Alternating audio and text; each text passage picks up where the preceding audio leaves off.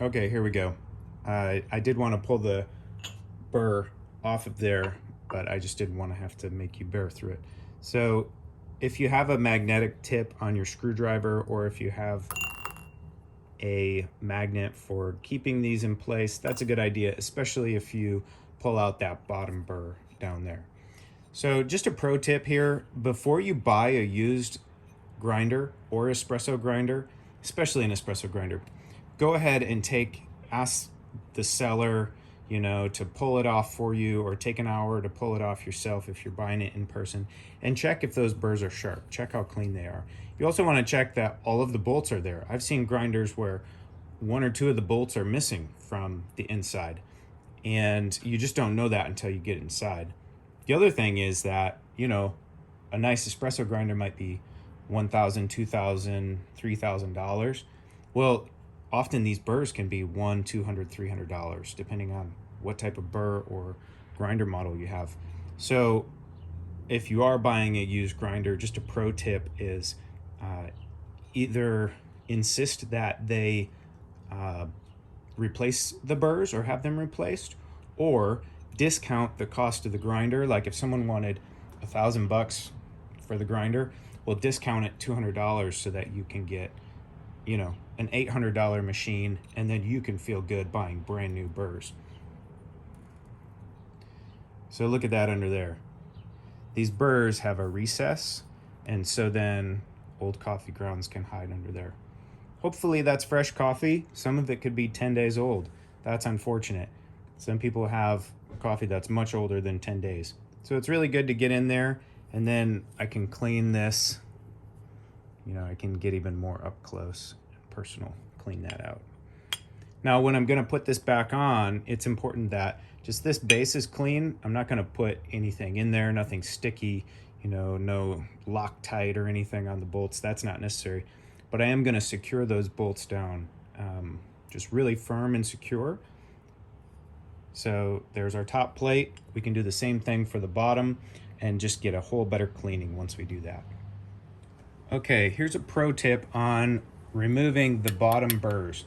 Now, we've got a problem down here because when I try to turn this, it's going to spin. Either if I'm going righty-tighty or lefty-loosey, it's going to move with me because these screws are in there tight, right? So if I try to turn that screw, then the whole plate just moves along. So this is actually kind of tricky. You definitely want to make sure that the screw head is clean so that you have a good strong contact. Depending on your screwdriver, if you need a bigger blade on there, a thicker blade, this is worth going to the hardware store and spending 10 bucks on the perfect screwdriver for your grinder. Just leave it all together. It's good to have a barista toolbox where you have tools for your grinder and tools for your espresso machine. Like I said, a toolbox with $50 worth of tools to keep your equipment running long and happy and clean. You'll never regret it. And if you ever sell the grinder, just add 50 bucks and sell the tools right with it. Give someone a real professional peace of mind. So here's what we're gonna do. I'm going to use another tool, ideally something that's just, it's somewhat pointed so I can get down in there, but it's not really sharp. Like, you don't want to use another flathead screwdriver that can jam into the metal. Something that's just going to create tension. And this is kind of nice because it's tapered. And so as it goes down in there, it actually gets a little more tension. And then I can try to do this so that you can see.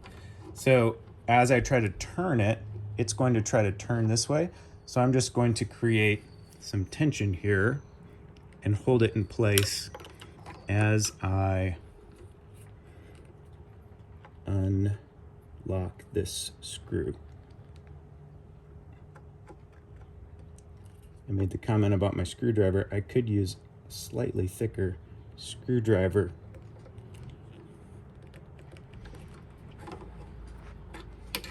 I'm going to go like this. That'll be even better, and I can get over the top of it. Okay, I just wanted to be really careful while I broke that loose. So now it's loose and it'll come out. The other tricky thing, and you'll find this if you go a long time without unlocking these, is that those espresso grounds were all kind of holding that screw in there, right? So the espresso grounds get hot, and they actually serve to help hold on to those, hold the screw in place. I don't know if it was my intermediate or professional. I had to tear one of these apart. I think it was in the professional. But that was such a good experience. That was the first time that I had really gone deep into a espresso grinder. Okay. Like I said, take your time with this. If you don't feel confident or you want a friend to hold it in place while you take out the screws, you'll never regret doing it the right way.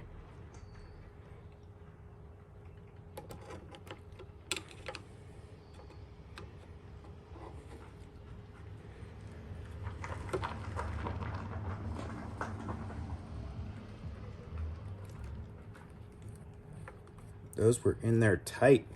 So just a word of advice on this next round. I'm not going to tighten those up too much. It's just not necessary. Okay, I'm going to pull this out. These needle nose pliers are also nice because the magnet on my screwdriver is not that strong. Okay. Those screws do match the top. Now, what I can do here is I can grab one of these holes in that outside edge and just kind of loosen that up, and there we go. All right. So now I can really get down in there and clean out my grinder. That's the base plate. You'll see there's a embossed circle where it'll fit onto later. And these two burrs, the top and the bottom, they are interchangeable. So if I want to clean them, and maybe I'll do that, I'll put the top one down and I'll put the bottom one on top. I think that's a good trick. I've never heard anyone recommend that. Maybe I should research before I recommend it to you, but I'm going to do it. Use myself as a personal experiment.